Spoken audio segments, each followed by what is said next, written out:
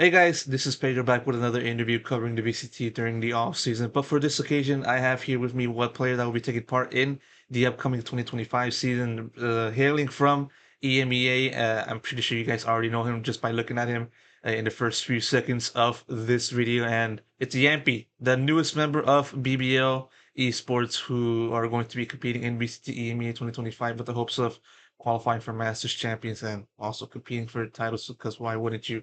And so, Yampy, really do appreciate you taking the time. As I said before the start of the recording, we had this conversation earlier on in the season or in this past season, but unfortunately, it was very short. But now I have all the time with you for this occasion. And so, starting off with this conversation, it's got to give you the usual first question, as I usually do. How are you doing? How has been life like for Yampy during this off season? Uh, I would say that life has been very hectic. If you not in the past weeks, maybe, but when the off season started, I got benched from Liquid, and then I was searching for new teams and stuff like that. So it has been a very stressful time. I can tell that because it's not easy to find a new team always, and you are not sure where you end up. I had a lot of questions: will I be in tier 1? Will I be in tier 2 for the next season? So it has been definitely stressful, but now lately, because of BBL and the boot camps and the tournaments going on, it's been more relaxed. But at some point, it has been a very stressful time for sure.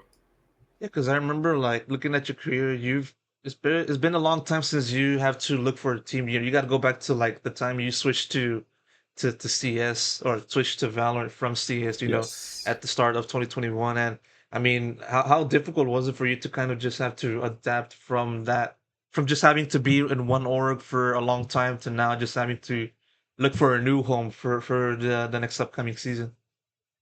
Yeah, it has been definitely a new time because, as you said, like I was only Liquid my whole career, so I have never been in any other team than in Liquid in Valorant. So it was definitely something. It was also exciting in a way that in Liquid I was always so comfortable. They were always like very welcome to me, so I knew all the people, and now suddenly I have to leave all these people and find a new home. So it was definitely interesting and exciting, but of course a little bit sad in a way that I like Liquid, I like all the people working there, and it was my home for almost 4 years. So it was definitely exciting and sad at the same time. It's not just the way that it is in the free agent market. Teams have or players have to look for different teams, and at the very end, it became BBL, hailing from Turkey. Interesting destination. I kind of assumed that there would be probably another home, maybe like another EMEA squad, or maybe even outside of EMEA, because that's what it seems to be happening nowadays. EMEA players going to Americas or Americas going to EMEA, that kind of jazz, and just like of all of the teams that reached out to you, then why BBL? What made you look at that as your next destination? I think the new role. I basically had one other offer than BBL, but I think the new role and the kind of how can I say, the responsibilities. I think that was also the big thing. As I'm now the IGL, it's a new role for me, but also it's kind of old role. I used to do it, but now BBL has given me a lot of how do you say, responsibilities. That they trust me, and that's a really welcoming feeling to me as a player because I've been on the scene for a while now, and I know a lot of stuff, and they have given me this uh, kind of honor to be the captain of the new team. And I think that was one of the biggest reasons, and I'm super excited and thankful for it. So literally, they just reached out to you saying like, "Okay, hey Yampy, we'd like for you to be the IGL." Was that literally it, and then that was just enough for you to convince you? It basically went something like, because when I did my looking for a team post, I said that I can do a lot of mid-round calling. So like my intention was never to be the IGL technically. Like it was an option, but it was not my main goal though. And then when BBL reached out to me that can you do trials for us as IGL, that they needed IGL, and because they were not also sure if they want to go international or Turkish. And I just said like, hell yeah, like I can be IGL, let's do it. And then we did few days of trials with them, me as IGL, and there was like, it wasn't this roster we have now, but there was like different players also trialing, and they were just, I guess they were happy. So I wouldn't be, Yeah. I guess, be here if they weren't happy. So yeah, it was just basically they just asked like, can I do IGLing? I said, yeah, like why not? And yeah. Yeah, definitely like an interesting trajectory, looking at your career going from, like one of the supporting players for, the various iterations of the Team Liquid Valorant squad to now being an IGO.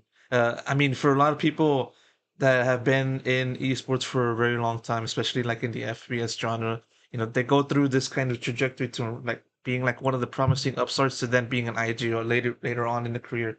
And you're reaching this point at 23 years old, and do you feel you're ready for for IGL? Do you feel you're really up to the task for that? Yeah, I mean, definitely. As I said, I think the biggest keys is that I have a team who fully trusts me. I think that was the thing is that because I did IGLing already when I was 20 when I was in Liquid, but it wasn't really the same when I didn't have like the kind of support system I have right now in BBL that everybody gives me. I have a straight role, I'm the leader and the IGL right now, and everybody else is supporting me also in the same way that I try to support them in their roles. And I think that's what has made my job so far, like I mean, we are just starting the journey basically with the IGLing, but so far it has made my job very comfortable and for me to learn, because of course there's so much for me to learn as an IGL. And it's most because I have been always very vocal player. I'm a very talkative player in Liquid always. So I did already like a lot of mid-round calling and stuff.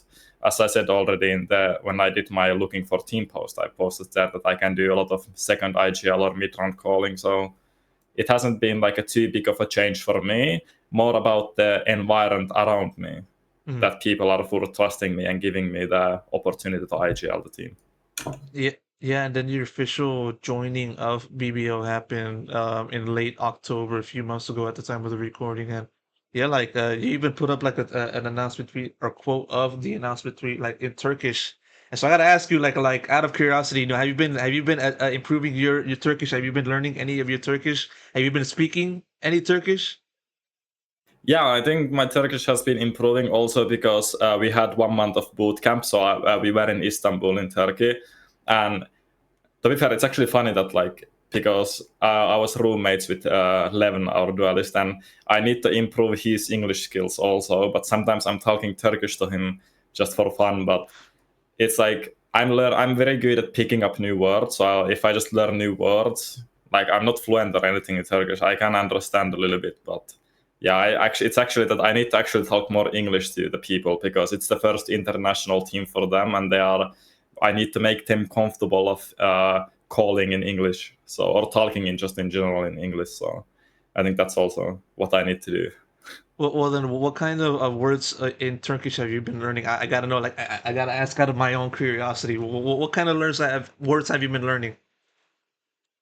Just about like general verbs, if I want to do something or if I want something or need something or some food names or just some basics pretty much. And I think I can understand more what I can speak. So if somebody types to me and sometimes in Turkish, I can maybe understand the subject, what maybe he's meaning or they are talking about, rather than me like then explaining it. So just some basic stuff. I'm kind of surprised because normally, like, when it comes to like learning a different language, I think the first kind of words that people learn is cuss words. Those kinds of Yeah, words. Have you learned that also? yeah, also unfortunately. Oh, which one are they? I gotta ask. I don't want to say on this on Okay. this stream, but So, I know pretty much all of the curse words in Turkish also. So I try to avoid them, but sometimes they come up when I'm playing ranked, especially. okay, okay. All right. We'll have to wait and see if, in future BBO videos, of the comps, they'll show that. Obviously, they won't, but this is still putting that out there. Were you able to go to Turkey, for the signing, or was it just kind of like done virtually and then you joined BBO? Or in other words, have you been able to have a chance to go to Turkey? Yeah, we had this during the signing time. We made it basically online, but we went to have a 1 month boot camp together with the team. So yeah, I have been in Istanbul also before in Champions 2022 also. So I really like the city, and it was amazing to meet the team also and the new people. As I said, like it was a new organization, so meeting all the new people from the organization, the bosses and stuff like this. So it has been a pleasure so far. I think another thing that I want to ask you about when it comes to BBL is like the fan support, because I feel like in addition to Foot Esports, these two teams are basically the biggest orgs in Turkey, and when it comes to that, it's going to be a lot of support, kind of in the same way we kind of see it in Sentinels over in Americas, and then also like um, Global and a little bit Paper X over in Apex. So have you been kind of getting a sense as to like how much support there is for the BBL squad? And in addition to that, do you feel like there's also like some pressure tying into that? Because of course, as you said, first international squad for this BBL squad, and so there's going to be some expectations for the team doing well in that first year. Yeah, I mean, since the day one or even before I got signed officially, there was like rumors about me joining BBL, and like the support since the day one has been amazing. Like my stream numbers, everything, like people are coming to my stream much more than before, and just like the support and love they also show, it gives you pressure, yes, but also it gives you motivation to do well. Like we had this offline event, off-season event in Istanbul, what we eventually won then. It was so amazing to see all the BBL fans coming there and supporting us, and it just made us feel super nice, that we see that there are people who care about us. And of course, like it's the first time international team, so of course there is doubts, there is a lot of pressure for us, because it has been like the Turkish, they have never been in international before, so it's also for the Turkish fans, if you're gonna go international, it doesn't mean it, but you need to do well, to show that it was the correct decision to go international. And it gives pressure, but also, as I said, like it gives a lot of motivation when the fans are coming to my stream or anyone's stream in our team. So it's been nice so far. No, for sure, it definitely is a good start for this relationship between yourself and the BBL org. And so, kind of want to now touch upon sort of the system that you've mentioned that BBL has been given you in order to help you do your stuff as the IGL.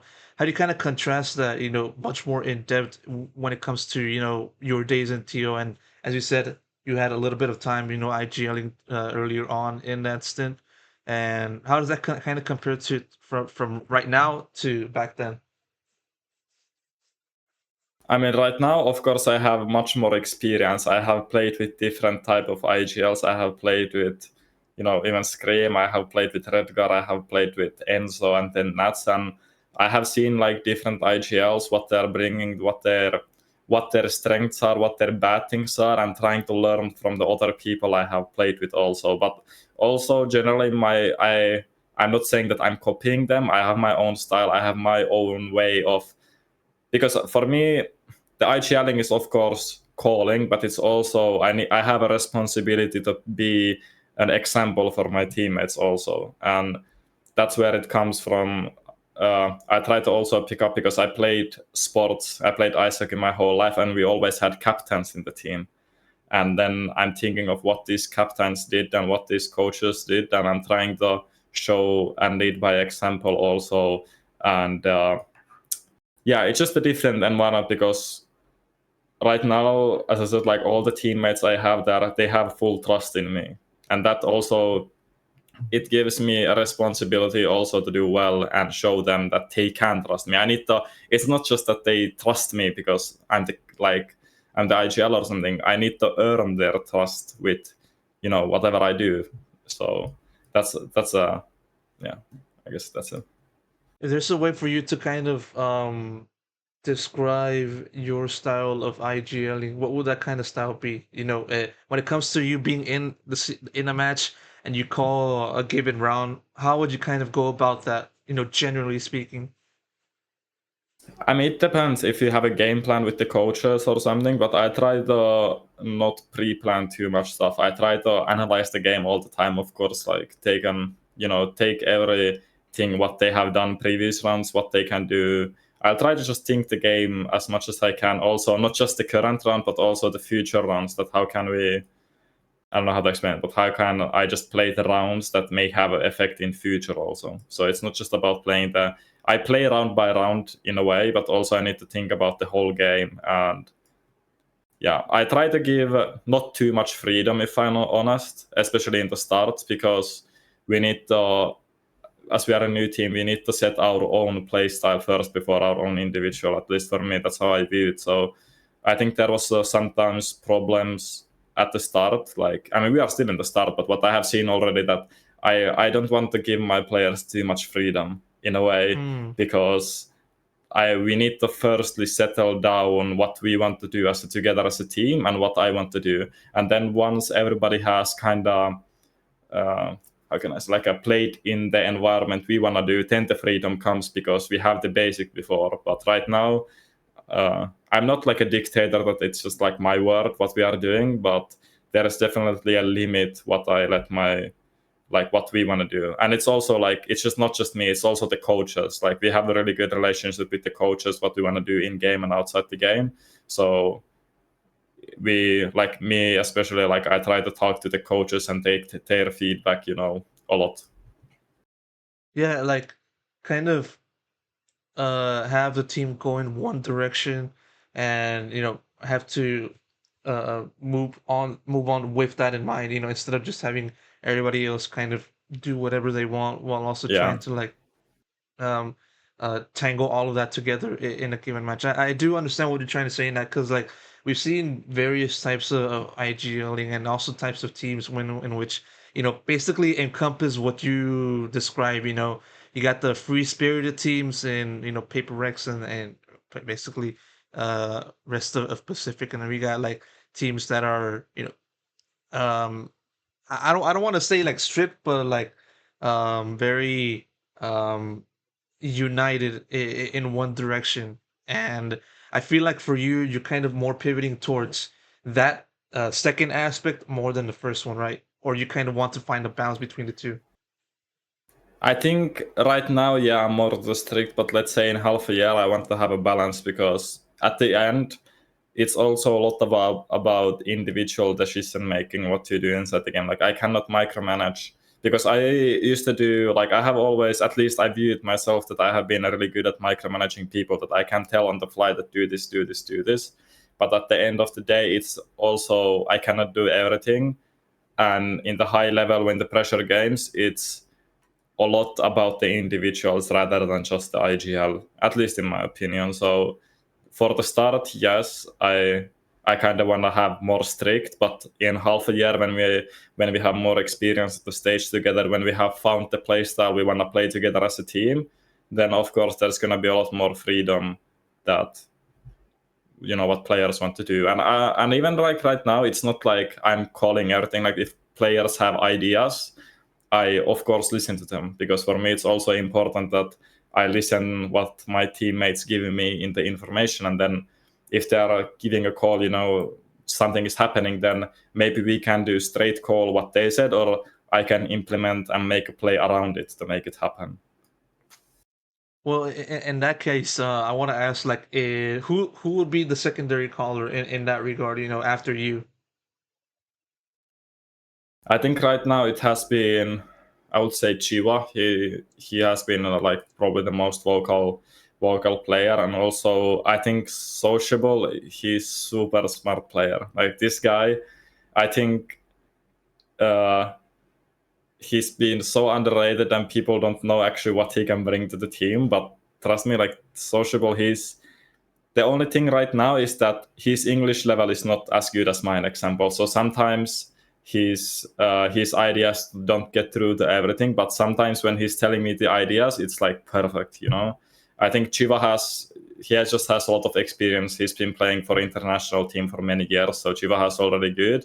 But I think in the future, probably sociable will be a big value for us as a team, and he already is. But like this guy is just amazing. I guess that's a good way to tie into the next topic, and that is the rest of the team in BBL, because it's not just going to be a one man show. It's going to be a five members into the squad, working together to contend in the 2025 season. I think we could actually start off with Sociable. Like I was kind of a little bit confused as to how to pronounce his name. Maybe it was going to be like Social Blee or Social Bleh or social Sociable. Thank you very much for clearing that up before I even had to had a chance to say his name, Jamppi. And so, what exactly does Sociable brings to the table that you feel the rest of the community don't really understand that the things that he does bring? I mean, actually, I don't know how to say his name either. I call him by his real name, Volkan. I think the Mm, English pronunciation is sociable, so I don't know. But I think also it's important, like just his experience of different roles. Like this guy has played, as far as I know, pretty much every role in the game, so he has a lot of experience on different things. Second of all, because of our other Turkish player, 11, who just turned 18, it's super important that he has someone also who speaks his own language, like as a little bit like a big brother in the team. I think that's also really important for the team, that he can tell. Also, same with our coach, marqnue. Like those two helping as older people to our younger duelists is also something that people don't see maybe outside the game, but it's really important to have. And just like Sociable, he's such a calm guy. He has a lot of experience of different teams. Just like, I mean, I think this guy is a like amazing player. I think there has been even like many years people wanted to trial him even for VCT, and I don't know how to say, but this guy is just amazing player. Well, I could then ask you about Chiwa because I believe this is gonna be his first foray into Tier One VCT in its current form, and likewise, he's been at this for quite a long time. In the same way as Sociably or Sociable. My bet on that, I already messed up on that. And in addition, like kind of similar to yourself in terms of longevity in this game. And so, what's Chiwa like? Because like I'm kind of curious as to what he's like as a player, and his inclusion into BBL kind of raised a few eyebrows, given that he's so new to the scene, tier one scene, in that regard. Yeah, I mean, Chiva is also. I think I'm not sure who said it, but like if you said 3-4 years ago who's the top 10 players, or I think Chiva was up there. Like he was playing in NIP and was like incredible player, and I think he got a little bit unfortunate with the chamber meta because he's like a per sentinel player, and when franchise started, including me, chamber was like the top like sentinel, like who everybody went. They had chamber superstar, and maybe a lot of like cypher mains and people like this didn't get like looked because chamber was so strong. And I think um, Chiba was like the last player who got into our team. Basically, it doesn't mean that Mm, he's like the worst player or anything. It's yeah. just because we had a lot of trialing that should we get the duelist player or sentinel player, and we tried a lot of different sentinel players from tier 2. And when Chiva came, he was, because I think Chiva had another tier 1 opportunity. I don't want to go into details, maybe he can say at some point, but I think he had another tier 1 opportunity. And then when he came to trial with us, I think instantly on the day one, I knew that I want this guy. Because like we tried other Sentinels players, and he just, the way he was playing the game, the skill he had, the experience, and the way he did things on his own compared to other Sentinel players, the communication skill he had, it was just like there was not even any person we trialed was not even close to his level. And he's just super good. Mm. Yeah, because like there's we've been seeing a plenty of Sentinel players, emerge over the years up to the recent day, and I would say that I had my own doubts as to the kind of player Chiwa is, and so you kind of already mapped it out for me, but kind of want to put it into another direction. In what way does is Chiwa different from all the other Sentinel players that we've been seeing so far in professional Valorant, specifically in the tier one, and maybe even also like in tier two, because he's kind of spent a little bit of time in tier two before finally making that jump up to BBL for this year. or next year? I think like this guy is a little bit as a Sentinel player. This guy loves taking duels. He's not the most normal Sentinel who's playing passive and taking the timings and nah. This guy's playing the Sentinel as a duelist, and it's a little bit things that we have to work on. But it's definitely also surprising for a lot of the people because not every Sentinel wants to. Basically, he wants to kill. He has this Russian killer instinct that he wants to get the kills and he wants to take the duels and stuff. And sometimes I'm like chilling it, no, like chill a little bit. That it's like you're playing Cypher, you don't have to go entry and stuff. So it's also finding good balance because he wants to, he's as I said, like he's a vocal player. He's a super nice teammate. He's always having fun, always making jokes. So it's just like trying to find the balance between. And I think that's one important that everybody needs in a team, like somebody who's joking a lot. I like to have fun, and I think Chiva is also one of these players who can make the mood up maybe when things are not going so well and stuff. And I think that was the biggest key and difference compared to the other Sentinels players we trialed. Well, I gotta ask you also, just how do you kind of compare him to Nats? Because like when people think of Sentinels or Sentinel players, 9 times out of 10 is going to be Nats. So, and since you played with Nats, I gotta Yeah. ask you, how does he compare? As I think Chiva and Nats has a pretty similar playstyle. They are doing. These are like players that you don't have to tell them what to do. If they are like they think about the game also and they can adapt on the fly. If they see trip or something like this not working, there in that way they are similar and in a way. I think Chiva is just much more aggressive. He like I think Nats lurks less, but he lurks more like on his how do you say, like in intuition, or like he's thinking about the times when lurking. I think that's the difference. I think Nats is more taking the timings and stuff like this, and then Chiva is also taking the timings, but also just going and aim dueling people. Mhm. Yeah, like, and I kind of want to touch upon Profik. Alongside Lone, is the two people. Alongside Lone, they're the two people that are younger than you within the squad. And I mean, how does he fit into the team? For Profik, and kind of in the same way as it was for Chigo and also Sociable, having spent quite a long time in tier 2 before making the jump up to tier 1. What's he like as a player? What is it like trying to manage him in that regard simultaneously to the other players that we've been talking about? I mean, this guy is an amazing individual player. I think a lot of people said that he was the best tier 2 smoke player there was in Europe, and I agree. And the funny thing is that this other team we were actually both like basically going to this other team. Like we played on this other team trials for 7-8 days together. So it's actually kind of funny that we then managed, or we actually played already a lot of days like together before we trialed together then for BBL. And I think this guy, like a lot of people wanted him. I trust me when I say this. He got super unlucky with some of the trials, and I'm so grateful that I have him in my team. Like this guy, he's amazing. His personality is really good. There's of course a lot of things to work on because when you go from tier 2 and tier 1, I think like he was the best rated player as a smokes player in the whole Valorant East League. And I think he was just out aiming a lot of the people. And in tier 1, of course, the competition gets harder. You get more punished with things. So it's a lot how can I say? There's a lot to learn on him that he cannot.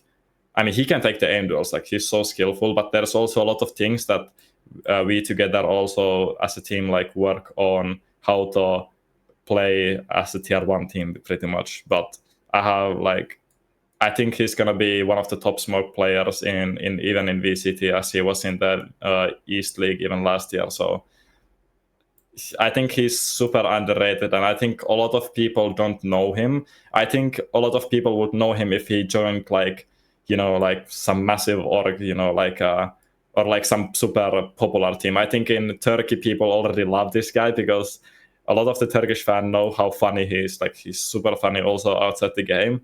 And I think a lot of the international viewers who might not know BBL will be surprised by him.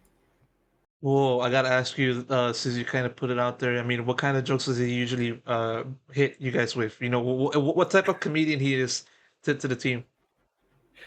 he's a lot like, especially to our coach Pal, you know, they have a really good relationship. He's British, and he's just making like these funny, I cannot really say like what kind of jokes. There is not like certain way of jokes, but he's just like making fun of others all the time. And we together as a team, I think it's important to laugh about yourself, you know.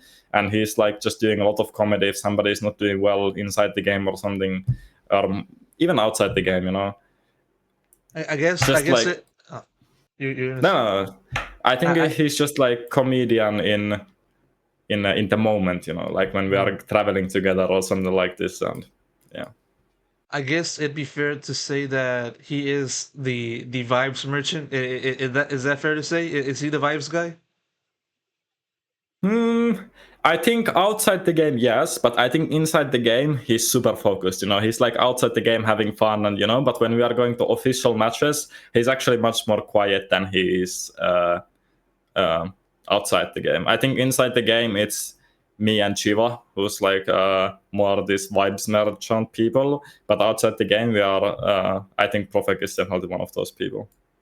You know, as you kind of mentioned, not many people know of Prof except for those that have been following the Tier 2 league that he's been competing in for some time. And so, on top of what you talked about regarding him and his play style, if there's a smokes player that you feel best resembles Profek in terms of just, you know, past teammates or past opponents before next year, who would that person be? I'm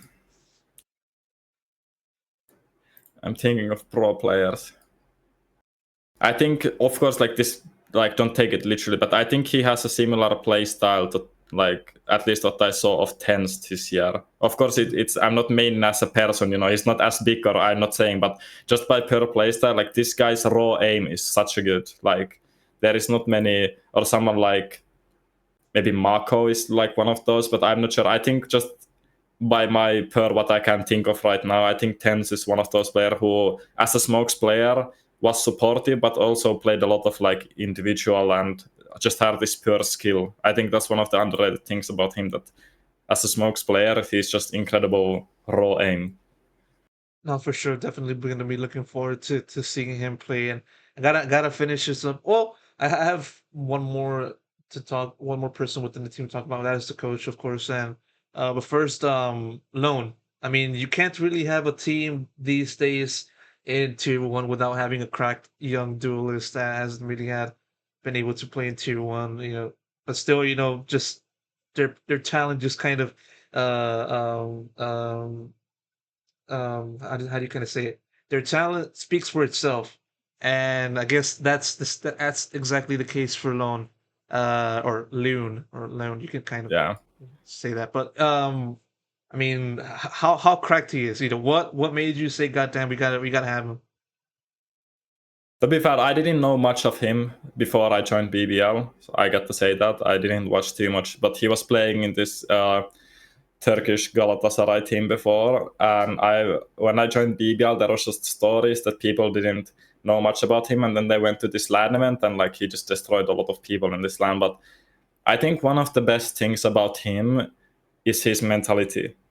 He just turned 18 1 month ago, but he wants to learn all the time. It's not like, you know, there is a lot of young players who are not listening and just want to do their way, or like I don't care and stuff. But this guy, he has so much energy, but in a good way, that if I or somebody else or the coaches especially, he wants to learn, he wants to be better every day. You know, he's not coming to practices, you know, about, you know, just because of playing. He wants to be better, he wants to learn. And when he does mistakes, he's always asking like, what can I do better, what did I do wrong, or what should I do next time. And it's for me as an IGL, and also for the coaches, it's super important to have a young player who has the right mentality, because his individual mechanics is insane. Like this guy is so talented just by mechanics, by shooting. It's just more about, because he's so young, he has the Turkish skill, and he's been in a team before where he could do whatever he wanted in his previous team. But now, of course, he cannot do it because a lot of tier 1 teams will punish him. but he's not taking. He doesn't keep doing the same things he did 1 year ago, and it's such a nice feature to have in a player that who's, how can I say, who's available to take feedback, not as, that we hate him, that don't do this. He's taking it as a positive thing, that like he wants to do mistakes in a way that he can learn from them. And we have also said that just try some things, and if you will know that if it's good or bad. And I think that's one of the biggest things that I like about him, that he's so young, but he already has the good mindset. That's, for me at least, also as a player, is super important, that he doesn't take the criticism personally. He wants to improve. Top of the raw skill he has, the mentality is already really good. I mean, if there's one thing that you feel, you're most excited about when it comes to Loon, in terms of his performance against the rest of the Tier 1 scene in EMEA, what would that one thing be and why? Wait, could you say it again? Like, what do you mean? Like, as in one thing of Loon that makes you feel most excited about when it comes to now then facing against the rest of the competition for 2025. One thing that you feel you're excited about that you can't wait to show to the rest of the competition. That's what I'm trying to say. Yeah. I think that he's, how can I say, it's just like he enjoys playing the game, first of all, and I think people will realize it when they watch our games in the next year, that he is always trying to smile, he's always trying to be happy, and he's just this kind of a guy who wants to learn, and he wants to show himself. I know this guy that when you're 18, you want to show the others and the other team and the world that how good you are. And I know from myself and also working with other players that he's gonna be enjoying, and also he's gonna be one of these players that people can like just because of his playstyle and also his attitude. I mean, if you could put Leon in a ranking of the duelists in EMEA, where would you put him at right now? With this current First, form of right course. now, first, of course. First, no doubts about that. No hesitation. No, Okay. no hesitation. First one, of course. All right. I see that. I understand the rationale for that. I mean, nowadays we're kind of seeing a lot of talent from Turkey just kind of finally make it to Tier 1. I mean, do you feel like this is the start of a Turkish invasion of VCT Tier 1 scene? Do you feel like this is the start, or more so a continuation of that? I think it's a continuation of that, because I think there is a lot of example in the BBL's academy team. There is still a lot of 17 and 16-year-old players who I think in the few years' time will be Tier 1 players if they just want to continue with this. So I think people has already known over the years that how talented and how like good the Turkish scene is already.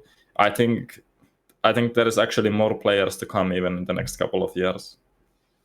Like who? Like I want to ask you, but like who? Because I feel like as a part of the Turkish scene, with you being in BBL, I guess you had plenty of chances to play against Turkish teams. Be either in scrims or in actual officials. So what would be these kinds of people that you feel has a chance? I think there is a lot. I think I'll just name one who's gonna. I think this Loita guy from PPL Pacific. He's not the duelist. He's their smokes player, and people always look at the duelist players, of course, because they mostly have the highest rating and stuff. And I would say comeback, of course, from the same team. But I just want to say one person, that this Loita guy is. He's a really good player, and I think he's 16 or 17 right now. I'm not actually sure. But I think in the few years' time, he's going to be definitely one of those smokes players that people wants to pick up. Loita, right? Loita? Yes, Loita, yeah. Okay, yeah. Because I do remember the Pacific squad from Ascension that basically came out of nowhere and just really gave Apeks a run of their money, coming close to winning that finals. And yeah, like I guess it'd be fair to say that you've had plenty of chances to play against that Pacific squad, right? And having to scrim against them. It's one thing to kind of look at their performance on Ascension, but what's it like having to actually face them and actually have a chance to play against them? Yeah, I mean, we played scrims a lot versus them also.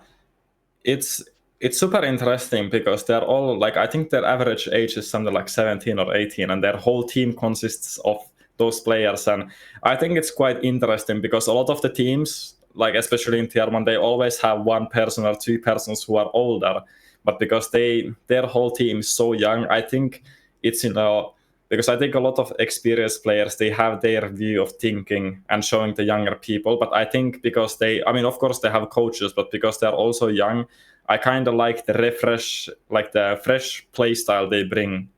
What maybe when you are 25-year-old or 30-year-old, you maybe not think of these things because you have so much experience. But because they are all so young, I think they can bring a very fresh play style. And I mean, their individual skills, of course, amazing. So. Yeah, definitely. I'm definitely looking forward to how they'll show themselves in next few years. Then definitely gonna have an eye out for the player that you mentioned in Lloyd and comeback and stuff like that. And now I kind of want to touch upon the coach, marqnue or marqnue, the coach, Yeah, yeah, and coach. yeah, like also Turkish and one that has been able to kind of show the way for guys like Loon and also sociably and also for yourself obviously. Um, I, I can assume that you joined BBO at the very start of the roster construction. That would be fair to say, and you did that in addition or alongside with the coach, right? Pretty much. I think there were like few, like I would say pretty much in the start, yeah. Yeah, yeah, and I guess like you had some time to kind of understand how they interpret the game and how they want to play the game and how they want to like counter against the opponents and what are they like as like coaching standpoint and as a individual standpoint as in outside of the server. Yeah, I think marqnue, I made him a nickname. I don't know if it makes any sense in Turkish, but we call him Takim Dede, which basically means the grandpa of the team. He's much older than us. I think he's 35, but he's also really good because I think him and Pal, our second coach, they knew each other before. I think from Fireflux. Mhm. And when I first had my interviews with BBL, like outside the trials, of course, I was talking with him also. And we both basically had the same way of thinking about the game in a way that what I was saying about my maybe IGLing or my playstyle also matched kind of how he thinks about the game.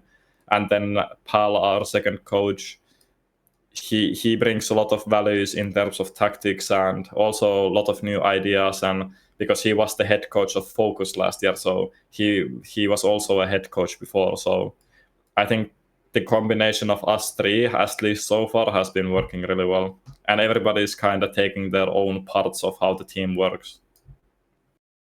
And so, like, how would you kind of view the split? As you said, split of, um, um, split of duties when it comes to Pal and marqnue. How do you kind of look at that? Which kind of things does each of the two guys focus on in their respective roles? And how does that kind of complement your IGLing?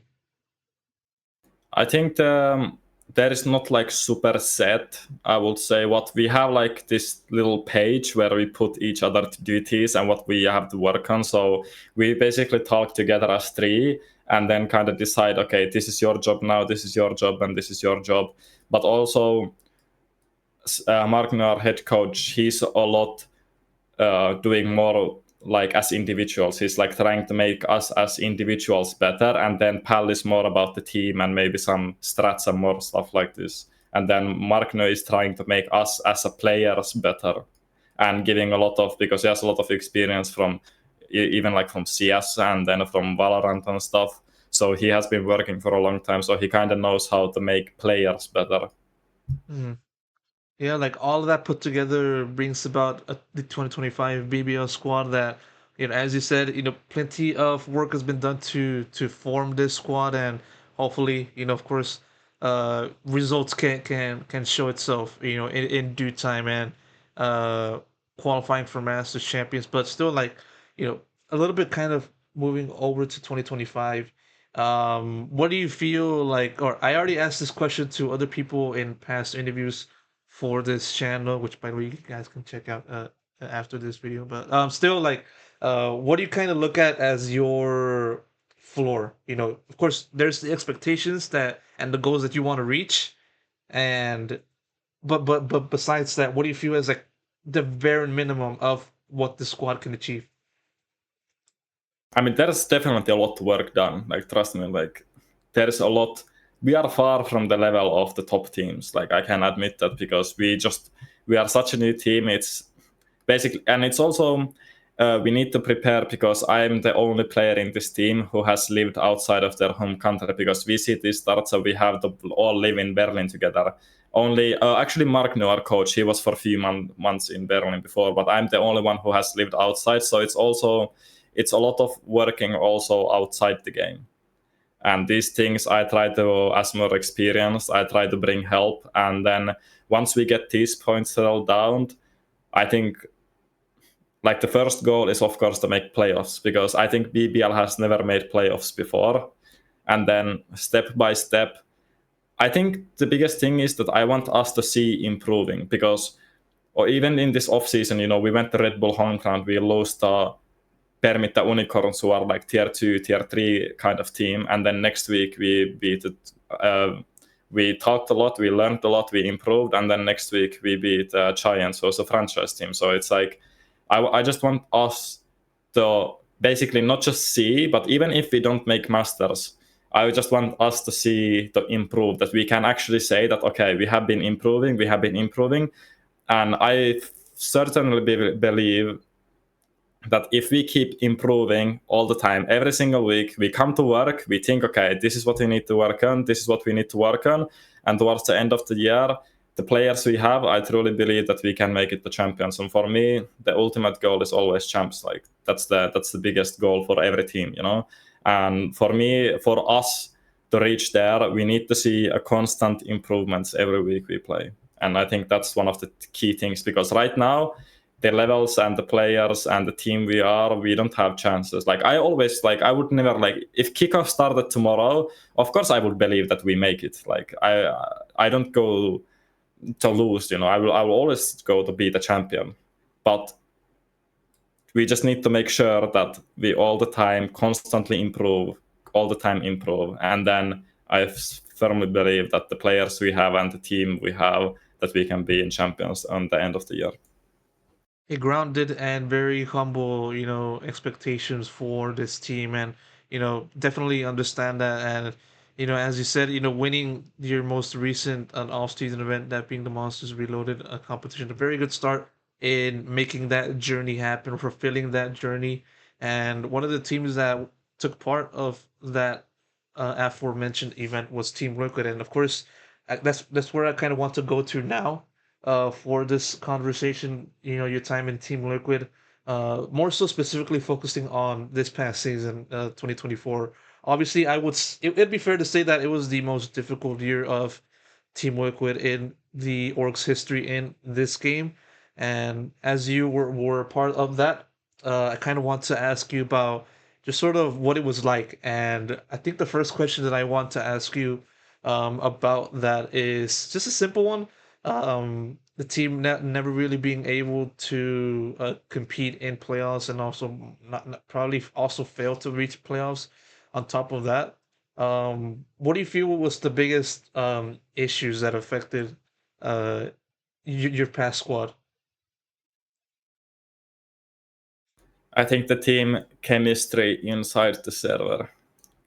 I don't think we ever had a certain, how can I say, I think there was never a certain way of how everybody thought of the game. I think that was the biggest thing, that we never kind of thought, we like outside the server, you know, the vibes were great and stuff, but I think inside the server the biggest issue was just that we were never in the same page. I think not everybody, like including myself, like I'm not blaming anyone, I'm just talking about the team in general. I don't think we ever found the certain way of believing in the structure we have, believing in each other inside the server. And I think that's the key things that it didn't work. Like there was just no chemistry inside. When we went to games, there was just no chemistry inside the server, unfortunately. And I think that was the biggest things, because if you cannot trust what's happening inside the server and fully believe what you are doing, you are not going to win games, because you need to believe that you can win. And if you don't believe that you can win, you will never win.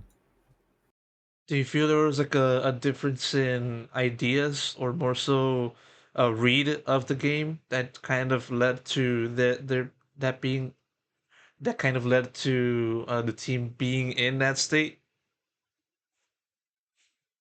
I don't know. I don't think so. I think it's literally just, I think we had really good players. I think like every player we had, I think they're smart players. I think they're good individuals. There was just something like missing. There was like no trust, or like it was just not working. Like I don't even still like know exactly why it didn't work. It was just not meant to be, I guess. Or there was just no belief and no like taking control or something like this in the team, unfortunately. And then changing the IGL mid-season, it doesn't bring the belief in the team anymore. Like if you change your IGL in the middle of the season, it means something. It means that something is wrong.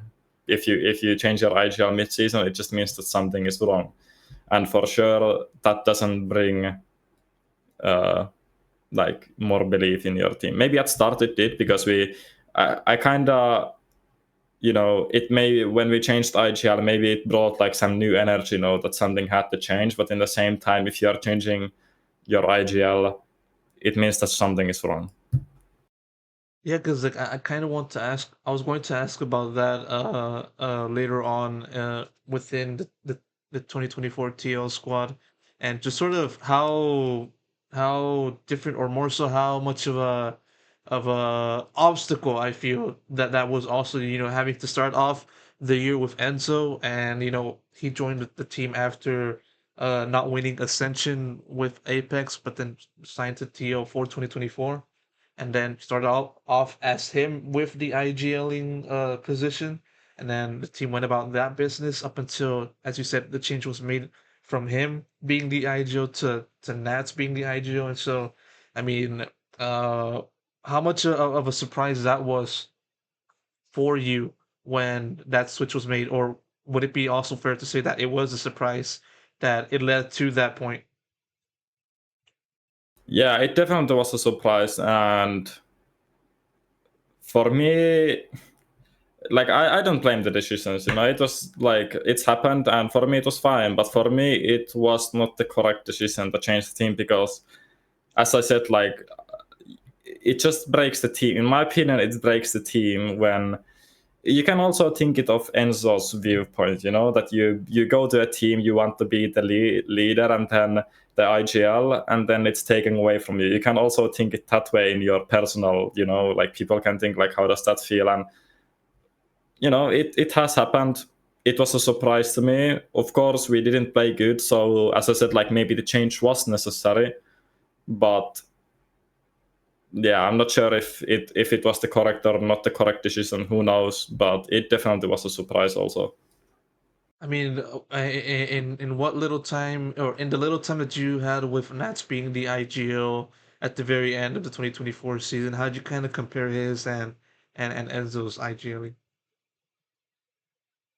I think Enzo just has a lot more experience. I think Nats is such a smart player. He's one of the smartest players as people know. I think he's a really good IGL. The only thing that for me is his role, because it's hard for me that when you are lurking, example, because you don't always see what's happening in the map. Like I think I don't want to compare it like Enzo and Nats, because for me it's stupid to start comparing people. But I think Nats is a really good IGL. The only thing is just his role. He's so smart. He has a so good, as I mean people know, he's lurking, his timings and stuff. He's incredibly smart player, and he's a good friend of mine. So he's a really good IGL. The only thing you can say is just his role, because he likes to lurk and he's lurking a lot of times. So I think that's just there is no bad things to say about Nats IGLing. Yeah, interesting that you kind of brought that up of just how his play style and how that will kind of work with him being the IGL. Because like of course when it comes to being in that position, you not only have to like focus on what you're doing and just having to flank off the opposing team, you also have to kind of order everyone else to go about their business and having to jumble that all together. In my head, it might be very difficult, but for him, I'm pretty sure he might be finding a way to figure all of that out. And so, kind of tying into that, towards the TL squad for next year, because obviously I gotta ask you, like, what's your view of that TL squad and how it was constructed? And on top of that, do you feel like do you are you most looking forward to having that kind of match against TL in the season? I mean, 100%, I want to destroy those guys. But I mean, I can say that actually I really liked like Nat's IGL because I always thought that I understand his view of the game. So for me, it was very easy to be under his IGLing because at least personally I view, maybe I don't probably think the same way that he thinks about the game, but I understand his view of thinking about the game, if that makes sense. So for me, it Yeah. was super easy to play under his radar. About the Team Liquid squad, I think they have really good players. I don't think like I really like Kiko and Nuts as the players. For me, honestly, the only problem is that they have 3 people from the same nationality. For me, if I don't know about the team myself, but if I'm just thinking about me, I don't like that you have 3 people from the same nationality because there might be a chance that when things are going wrong, when things are going good, it can tear the team like apart a little bit because you have 3 people who are speaking the same nationality. And at least from my experience and from my like what I know, I'm not the biggest fan of having that unless they are unless they are speak English as their mother tongue, like like NA teams, because it can go that when they are traveling to international tournaments, when they are having boot camps, if they have because they have 3 Polish people, and if the 3 Polish people uh, start talking Polish and nobody else understands, I think like they just have to make sure that that doesn't happen because it can work. Like of course it can work. Like I'm not saying it doesn't work, but they just need to make sure that the team doesn't tear apart. That they have 3 Polish players and Nats and Kiko, Mhm. because like Liquid deserves, like I absolutely love Liquid still. Like he deserves to have a good team, and the players they have are good. They just need to make sure that the team doesn't go exactly what I said. Like like if I was in the charge, I wouldn't have done it. It's just my way of thinking. Like I wouldn't have got 3 people from the same nationality, but they can. Like I don't judge why they did it or anything, but that's just like how I think of it. So they have just, in my opinion, they just have to make sure that the team doesn't tear apart if the things start going bad. Let's say they lose in kickoff, that it doesn't happen that the tier goes 3 Polish people, Nats and Kiko. So Yeah. that's just how I view. I guess from understanding how you explained it, then like if in case like a team doesn't do well and the pressure starts to mount and starts to overwhelm, then the 3 people that have like the same language as opposed to the rest of the squad, they'll start to talk amongst themselves, build a group, Yeah. and then that would then like create a rift. That's what you're trying to say, right? Yeah, exactly. Because I have seen that happening in Finland where you have a good team, but inside the team it becomes like it's not a team anymore. It's 3-2 or 4-1 or something like this, and then the team tears apart. And that's just why I don't like the idea of having 3 people from the same nationality. But everybody does their own way. It's just how I feel. Okay, yeah, because like I gotta ask you because like obviously I'm looking back onto your time in CS because like looking at all the past iterations of Liquid has mostly been international, and the only time in which I can say that you've been a part of that is CS, right? You know, when you were like an ensign, all the other Finnish teams. It was actually before I joined ENS, it kind of happened. Okay. So it was when, I mean, it cannot be true, but I don't want to go into too much in the details, but it has happened in Finnish CS, and that's like one of the things that I try to avoid. It can even happen even when you don't have three national. Let's say you have 5 people from the different countries. It can still happen that you have a little groups inside the team, and that's why it's for me as a like a leader and with the coaches. I want this team to be not 5 individuals, not 3 and 2 individuals. I want us to be 5 team, like together as one team, not 5 team, one team together, whatever we do. And yeah. No, yeah. I do get that. I got a little bit of that PTSD from you from those days. Obviously a joke, but yeah, like I definitely understand your rationale on to just having to avoid that kind of stuff. And yeah, like now kind of focusing on your stint in TO, because like as I said at the start of this conversation, you've been at TO for a very long time, and obviously you've had plenty of good moments, plenty of bad moments, and plenty of memories on top of that. And so, I kind of want to ask you just sort of what would be the one thing that you kind of remember the most of your time in TO in light of like your past teammates, past coaches and stuff like that. I think the work environment, and of course, the first thing is the wins. Like we never won an international event, but even like small victories. Like one of my favorite wins we ever had together, or like how I felt after winning, was our game against Fnatic in the summer of 2021. It was the Challengers final. It was a best of 5, and the winner qualifies to the qualifier to Berlin Masters. And we were like a big underdogs going into that game. And I remember it was 9-4. We were losing in the last map. So in the 5th map, we are losing 9-4. We win eco and we make comeback and win. And like just these little winnings, of course, they are like really deep into my memory. Winning 2 LCQs, not like being in that, not making maybe champions and then making champions, winning 2 LCQs. Then winning EMEA, the first big trophy, technically what we won with Liquid, and having my teammates, especially having Soulcast next to me because he was the teammate that I had since the start. And also people from the Liquid office. There's a lot of people I like to work with, like cameraman, social media team. Just like there is no bad people in Liquid. Like everybody, since the day I joined, I was 19 when I joined. I never played. I was only playing in the Finnish organizations before. It's my first international team, starting to travel alone. And all these little things that they helped me, like I will never forget. So it's just a lot of good memories, literally from since the day when I joined till the very end.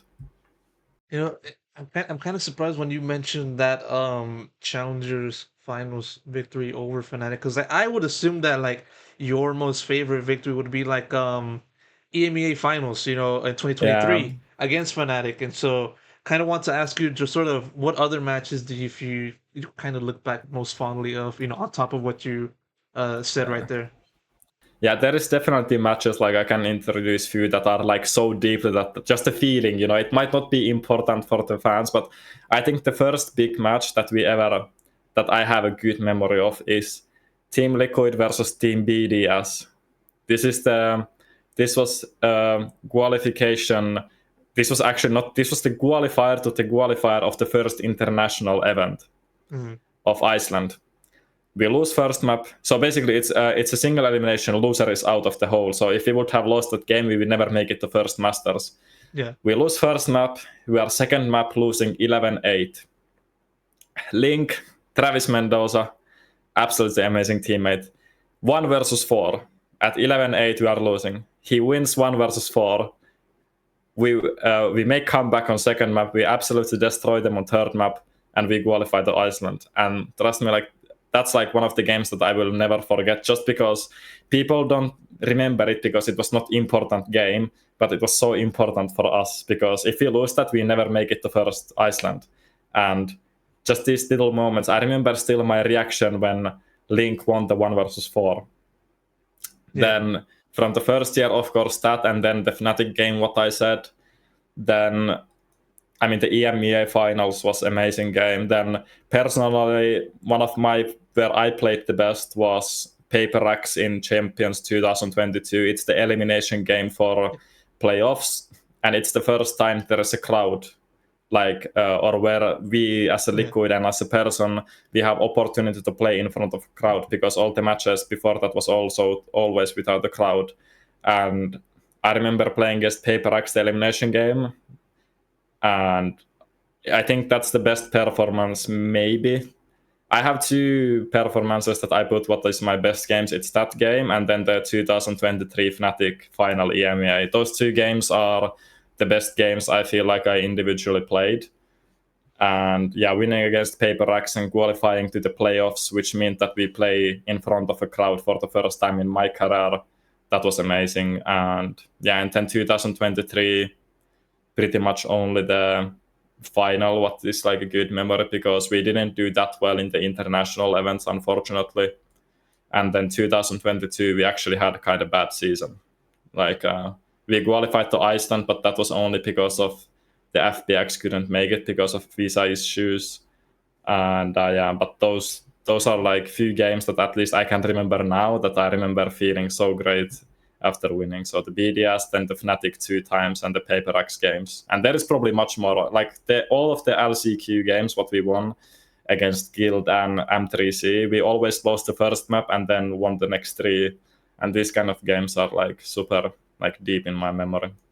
A very long list of great games that you've been very fortunate in experience, and I've been fortunate enough to kind of watch also. Not everything, because I'm just only one man and I can only do so much. But yeah, like definitely people will hopefully will kind of look back on those matches and find a VOD and just watch all that happen. I kind of want to point out one of the matches though, like the match against BDS, because at that point, as you said, it was at the very start of your career in Valorant, and I believe like it was like literally the first event that you were officially in with Team Liquid, right? Since joining, right? I think it was the second. I think we played the qualifier, the last qualifier. I think there was at that time like 3 qualifiers for the Masters, and I think I played on the last qualifier of the online Masters. It was the online Masters. I think I played the last qualifier and we lost against Trix GG. But I think that was the second event or qualifier we ever played together, and that was on bootcamp also. So I remember that. Yeah. Yeah, and then I kind of want to I want to ask you about joining Valorant, because I remember you did an interview with Thorin a few years or maybe last year about your journey in this game and also on top of CS, and I'm pretty sure like for a lot of my viewers, they don't really kind of know more, they don't really know 100% about what exactly happened for you to get into Valorant. And obviously I do, but I kind of want to ask you just sort of the timeline was like, real quick, if that's fine for you to do. And so going in from CS to Valorant, what made it all happen? I mean, it was pretty much because Sliggy actually asked me to join Liquid even before, but I said no to him because I was still playing CS. And then a few weeks after, I actually got benched from my current team, ENS. And I never played Valorant before. This is in 2021 January.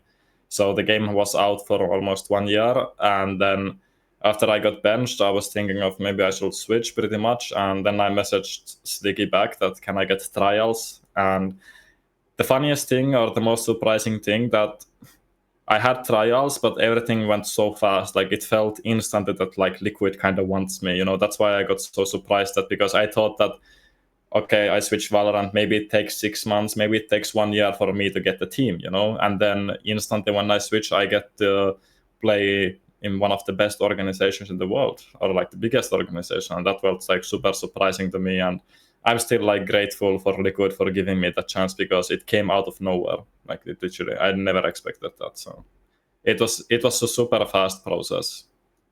Does it still surprise you nowadays, whenever you have a chance to kind of look at your start, that like you get the thought of, oh damn, like I really did just start from 0 to 100 at with this game, right? Yeah, and exactly, and how fast, because Exactly, like it's the same tournament as BDS, where we won BDS. That was the first time I think there was EMEA, like it was called like EMEA Championship, and we won it. And I think Liquid, like before I joined, they were like super dominant, but then G2 game, and they like lost it against G2 many finals. And then I joined, and then we qualified to Iceland, and we won the EMEA. And like at that time, I guess you could say that we were the best team in Europe. And this everything happened inside of 3 months, and that like surprised me, like how fast. Like I downloaded Valorant on January 5th, I think, and then on end of April, yeah, at the end of April. So after 4 months, we are the best team in Europe, and it's like in terms of 4 months, you go from downloading the game to be in the best team in Europe. It's just like crazy for me to think that how fast it went, because it's not possible pretty much anymore, because at that time Valorant was so new. So if you were a former CS player, you could just switch like pretty easily. I think I got lucky that I think I was one of the last players to make the switch, that it was that you were not too much behind, because I was so much behind. I still remember my first practices with Liquid. I was so bad. When we played against tier 2 or tier 1 teams, the first couple of months I got absolutely destroyed, because okay, I had the mechanics to shoot, but I just didn't know about the game. And then because the game was already 1 year old, I was so much far behind, and I got kind of lucky that I made the decision at that time, because I think if I would have made the decision maybe 6 months after or 1 year after, I would have never got the opportunity what I got, because I think people was too much ahead if I started later. And that's why I feel also super lucky that I switched to Valorant, because example now, if tier 1 CS Pro would switch to Valorant, it would take them so much time to learn the whole game, and it wouldn't be possible anymore. And that's why I feel like that I was so lucky that I made the decision to switch to Valorant in a pretty much correct or last chance. Who knows? No, but like it's a testament to like your excellence in the sense that sure you started off literally learning zero, but then you were able to just learn everything so fast that it seems like, because like as you said, it went from 4 months of you not knowing the game up until just you basically being a part of the best team in Europe and heading into Masters Reykjavik. And yeah, like that said, from those humble beginnings, I kind of want to ask you just sort of what exactly did you do to that helped you learn the game so quickly? Trust me, I was playing 16 hours a day. I think there is even ranked. I had like 300 ranked games. Trust me, like, because I think Sliggy also was a big help, because he was telling me what to do. Because as I said, like I was 1 year behind of everyone, so I had to catch people. And Sliggy was all the time helping me. Okay, you should watch this, you should do this. And trust me, I was just playing the game all the time. Like I literally just non-stop grinded it every single day. Ranked. After practice, ranked. Because I just had to know how the game mechanics work, how different agents. I mean, I was a full-time Jet main at the start, because Jet and Op was so strong, and As that's it why always Sliggy is. wanted me. Yeah. That's why Sliggy wanted me. So I was just grinding Jet Op, play Jet. Like Sliggy was just telling me, like, just play duelist, like just play ranked, test the limits.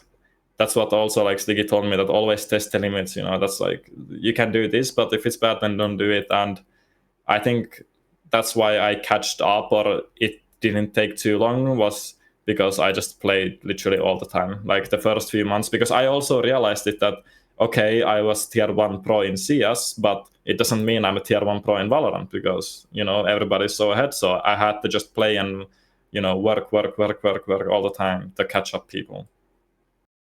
And as you said, as you kind of also said on top of the answer before, your most recent one about having to learn the game. And now we're at a point in this game's history in which we have players with no prior experience in other titles now making the jump into the Yeah. professional scene, and now they're at a much higher learning curve in terms of just like players like yourself, in having past professional experience in other games, Yeah. but having to adapt to a new environment.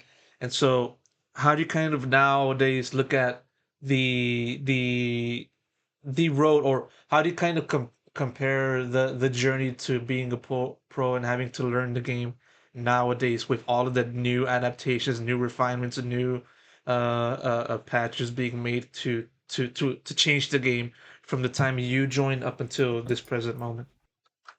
Yeah, I think it's actually really nice to see that there is, people whose basically first game is Valorant, that they don't have previous experience. I think that's super cool.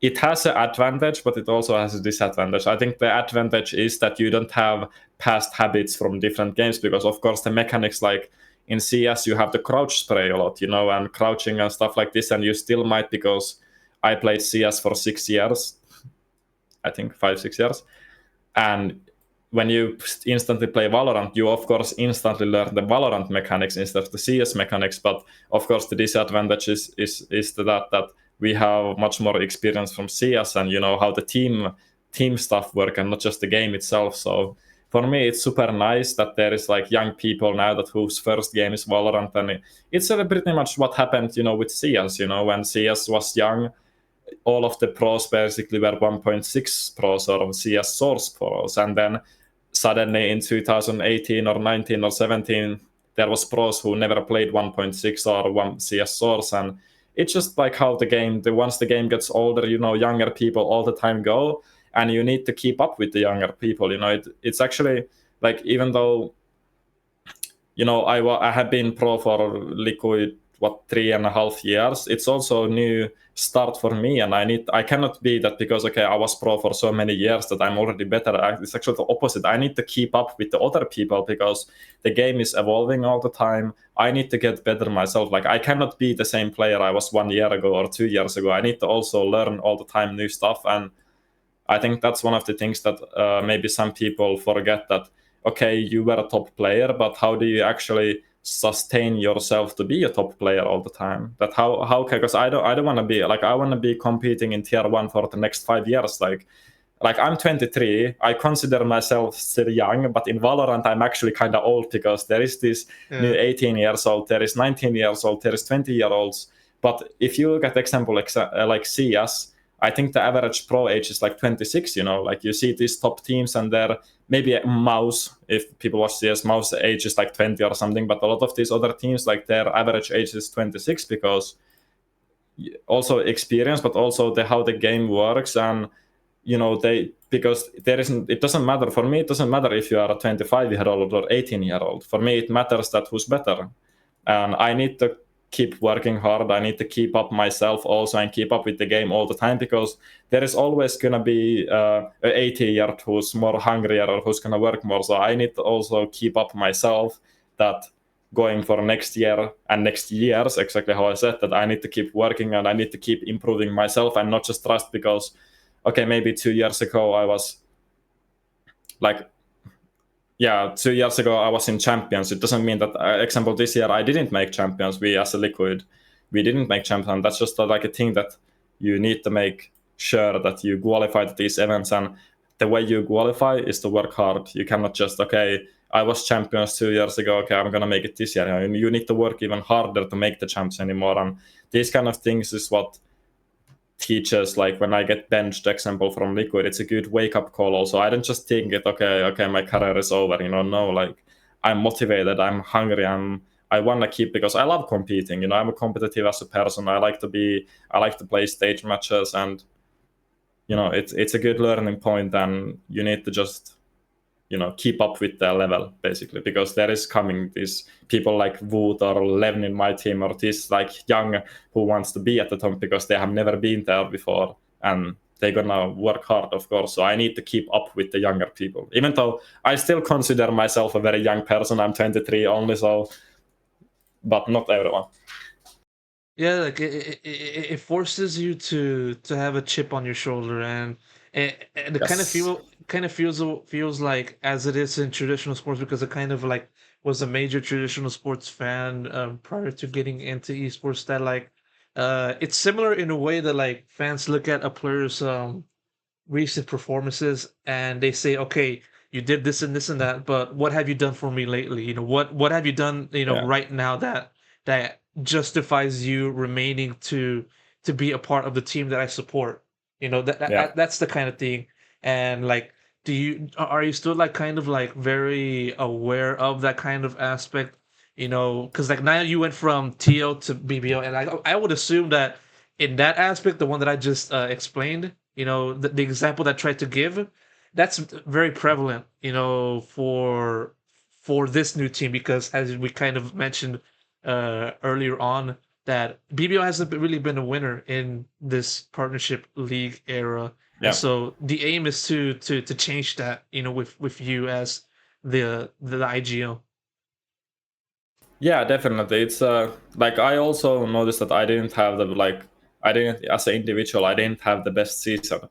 Uh, sorry, but I know that I have a full belief in myself that I can be the player, I can lead, and I can be the IGL, and together, like how we work together as a team, that we can bring these new teams to top level, or not BBL as a new team, but because they haven't been there. Because I kind of know in a way that I know that how much work you need to put in to get in the champions. You need to literally be like champions is right now. It's only top 4 teams, right? So you need to be in the top 4 teams to make it the champions. And what basically what it takes to be a top 4 player, I need to now go back in time and remember those things, kind of like what we used to do with Liquid and what worked for us, what didn't work, and then kind of make notes of, okay, this maybe worked, this thing didn't work, this thing worked, and then try to introduce these things to the newer teams, like our team now, example. And yeah, it's been a change, but yeah, I try to take the positives always. Yeah, for sure. And as I kind of mentioned many times, hopefully that will be the start of a very good run into 2025. Sure, there might be some obstacles coming into the way that we may not know of from the time this recording is published onto the channel, but nevertheless, the sentiment is still there, just having to improve. And so now we are now pushing over to the end, almost to the end of the conversation. Got a few more topics to ask you. Uh, for you, Yampy, more so towards now the rest of the competition. And now we have Team Liquid. We talked about that, but I want to ask you about your thoughts on the rest of the competition. In Foot, Fnatic, Vitality, Giant X, Gentlemen, basically everybody else within the league, because they made changes to their rosters from last year.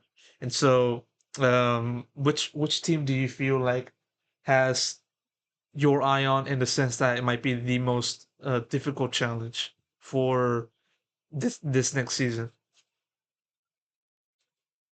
Hmm. I think, I mean, everybody knows that Vitality, I think that's the team that people have their eyes on just because how good individuals they have, but you never know how the team literally works. But yeah, it's actually kind of because exactly like I think Heretics was the only team that didn't make changes, right? Yeah, yeah, yeah. For obvious So reasons. For obvious reasons. yeah, I mean, of course, like so it's gonna be a big refreshment to the EMEA. There's gonna be so many new faces. There's going to be so many new players in EMEA that we haven't seen, because I think if you compare to 2023 and 2024, it was pretty much the same players. There didn't change too much, like in terms of maybe some players changed, but now in 2025, so many teams, there is so many new people from tier 2 that jump now in the tier 1. I think that's super exciting for me also to play against. I think of course, I need to say also like footballists, because they are the, in a way that they are the Turkish rival to BBL, always they are the 2 Turkish organizations. And those are, I think, Liquid footballists are going to be the games, that maybe you have a little bit more, more hype or more energy because of the story. But other than that, I think it's just cool to play against other teams. Like we played already Giants, they changed 3 players also. So it's just a big refreshment to play against new people and meet new people, because of course in the Red Bull home ground also there was people that I never met before. So it's always nice to see like some new faces and stuff like this. Going a little bit back onto Vitality, is the hype real? Is Do you feel the hype is real for that team, and do you feel like they're a team that you guys can take on? I mean, it's hard to tell because we haven't seen them play, right? Yeah. But if you just take the individuals, like, I mean, the team is incredible, right? Like, there is no like, all of the players they have been on the game. I mean, Kix is a pretty much newcomer still. Like, he played last year was his first in tier 1, but other than the 4, they have been on the game for so long and on the top level for so long, like all the other 4. But even Kix is an incredible player, so I think everybody's just waiting to see how they work together as a team. I think that's what people are just keep waiting, because if you just look by the individuals, they should have the best team in the world probably, at least in the EMEA, just if you just look by pure individuals. But it's hard to predict how. I mean, I know Safe, he's a super vocal player also. Like, I know that he can talk a lot. I'm not sure if he was ever IGL, but in Liquid he was doing a lot of like calling also, like, because he can talk a lot. So, but we will see. Like, I'm not sure. Yeah, for sure. I kind of want to ask you a little bit of a side topic. Apeks with fluorescent. What are your thoughts about that? I think the not funny thing, but it's because I don't think people had too much eyes on Apeks, right? Yeah. But now when Fluorescent joined, I think a lot of people will have eyes on them. And I think that can actually create the extra pressure for them, because I think a lot of people know that underdogs, you don't have much pressure, you can play more freely. But now when she joined now, I think a lot of people have it's amazing. I think it's an absolutely amazing thing, and I think a lot of people will have eyes on Apeks now and how well will they compete. Yeah, definitely be looking forward to that matchup. With Flores and being on the team as someone that's been covering Game Changers, definitely was a good sight to see her getting signed to a tier 1 team. Hoping, wishing for the best for her. So now we're getting to the very end. I got a few more topics to ask you. I remember there's an interview you did in collaboration with Monster Energy, for Team Liquid, and this was done like a few years ago. And you mentioned that you and Derke went to the same high school together, right? Like, is that But actually true? yeah, we went actually 3. We went to the elementary school and the high school, and then like this university thing, we went all in the same school because we live pretty close. I mean, we used to live literally like super close, but now we live like few kilometers away. So we still, like, I have seen Derke example in the shopping mall that's close here. I have seen in the grocery shop where me and my dad go. So it is true, yeah. We weren't really friends because he's 2 years younger than me, but I know him and I recognize his face because I have seen his face for since I was like 10-year-old or something. And I remember when we played, it was 2018. It was like my first pro year, and I think Derke's first pro year, yeah. Or like he was, I think it was a semi-pro team. It was the year before I think he made pro. He was like 15 or 16. I think, yeah, I was 17 and he was 15. And I just remember, like, I played against him in this LAN event, and I just remember, like, on the handshake, I was like, wait a minute, like, I have seen this guy before somewhere. Like, he's like super familiar face, you know. And then after that, it was just like asked, like, what schools did you go, and it was just amazing. And then, like, we realized that we were in the same school, and I thought that we were only in the same high school. Yeah. But then after the first Iceland event in 2021, me and Derke had same flight, and we had like 8-hour layover on Copenhagen. So we get to actually get to know each other better, because we weren't like really friends, as I said, like in CS, because he was always in the enemy team and stuff. So it was the first time me and Derke get to like fully talk, you know, like in our Finnish and stuff, and like getting to know each other better. And then he said that we were actually in 3 same schools, that we were in the same elementary school and high school, and then like this university, not university, but I don't know how to say it in Finnish, in English. No, And you yeah, said it. You said like, right there, university. Yeah. yeah, exactly. So it was kind of like, it's kind of funny, but kind of like so amazing, because I know where he lives. Like, still he lives like pretty close to me. But yeah, it's just amazing, and I like Derek as a person. He's a little bit more shy than me, But I think it's he's a funny guy, and I really like him as a person, and even more amazing as a player.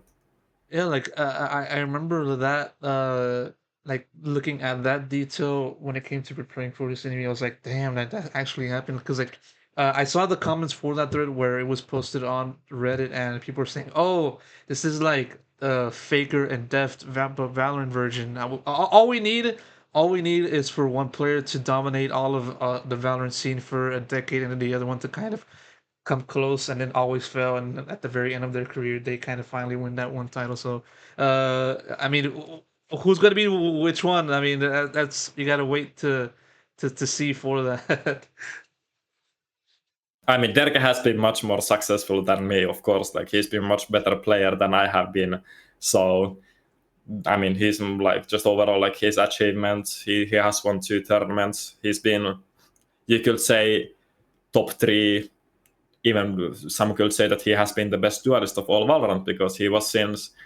I like that we actually came together, like, when I joined Liquid, I think 1 week after he joined Fnatic, and then we were in the same cycle for so long that it was him in Fnatic, me in Liquid, and even though I think our head-to-head, I think I have beaten him 3 times and he has beaten me 8 times, but I always kind of enjoyed the games against Fnatic, and now it's kind of funny that he was in Fnatic so long and I was in the Liquid for so long, and now we both have a new journeys again, and who shall see, you know, maybe Vitality and BBL becomes like, there's gonna be some amazing games. But yeah, I mean, I really like him as a person, and of course I would love to play with him at some point. Like, it would be a very nice experience to play with another Finnish guy, and, you know, just to play with, because he's such a skillful player, so it would be also amazing to just play with him.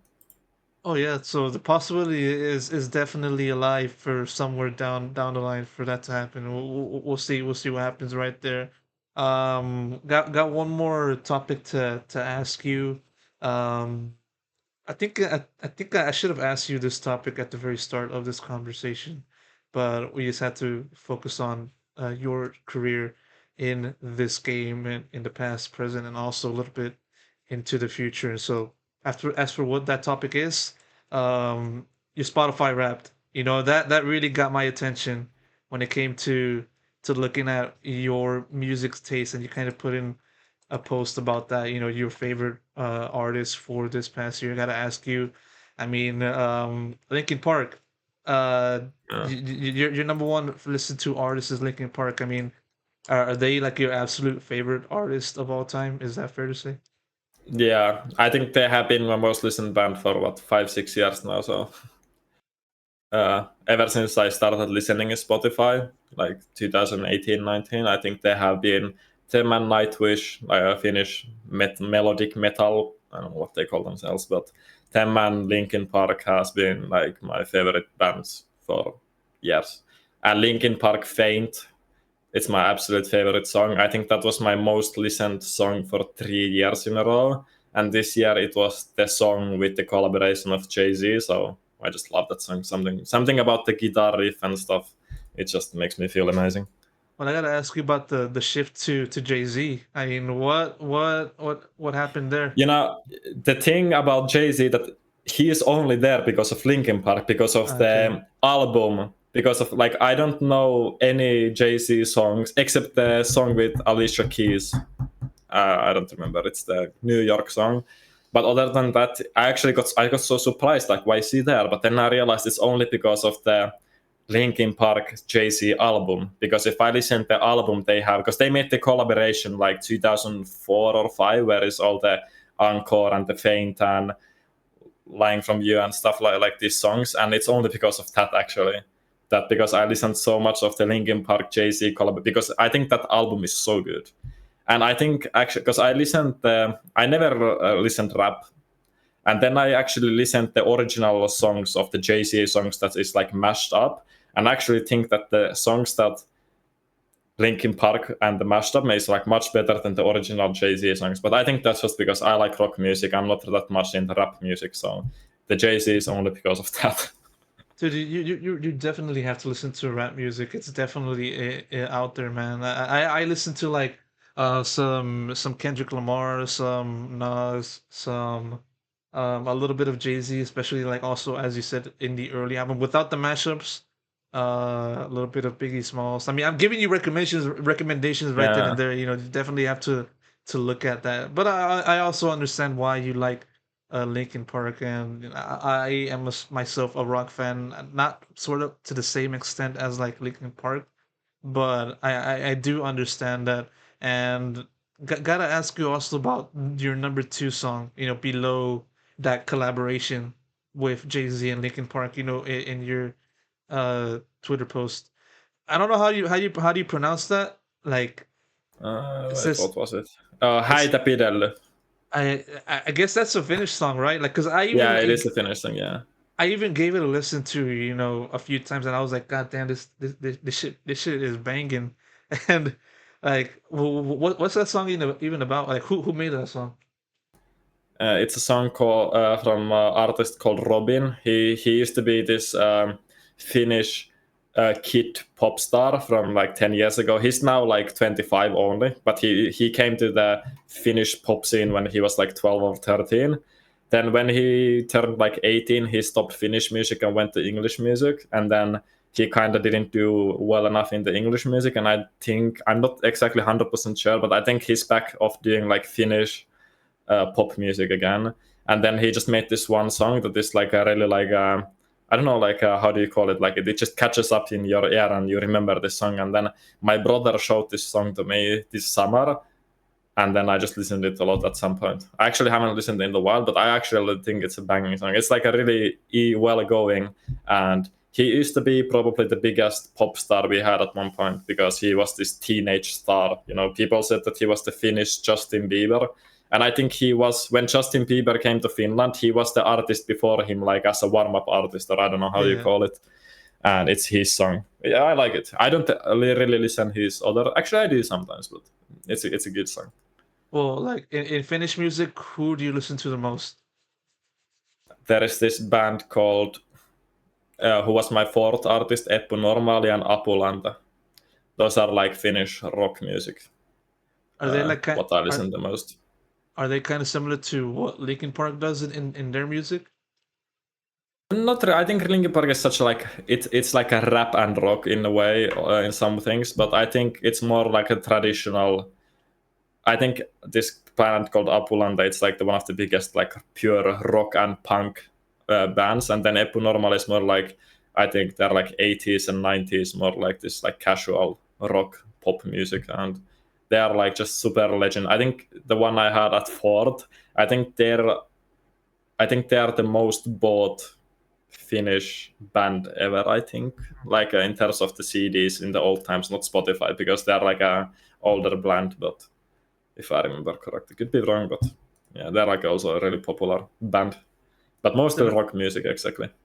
At the very least, you have some pretty interesting musical taste, and that's definitely well. You, at the very least, you gave me some new artists to listen to soon after this interview is finished, and so I'll be able to do that right on after I end the recording right here. But still, before I do that, I gotta give my thanks to you, Yampy, for making this happen, giving me a lot of time to cover the things that I wanted to cover on, and also other stuff besides that. And yeah, thank you so much.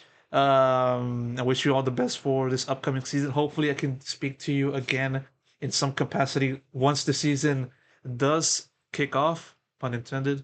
And yeah, want to give you the floor for final words you want to give to anyone in the world. Okay, so thank you guys so much for watching today. It has been absolutely pleasure for me to be here. I hope you guys enjoyed it also. Make sure to comment down below that what did you guys think. You can follow BBL's matches. I think the kickoff starts on January 15th, so make sure to be there. You can follow me on social media, either Super Jamppi or Jamppi, just on Twitter, on X. And yeah, I hope everybody is doing well. Merry Christmas and Happy New Year. And I hope 2025 is going to be an amazing year. Thank you, guys.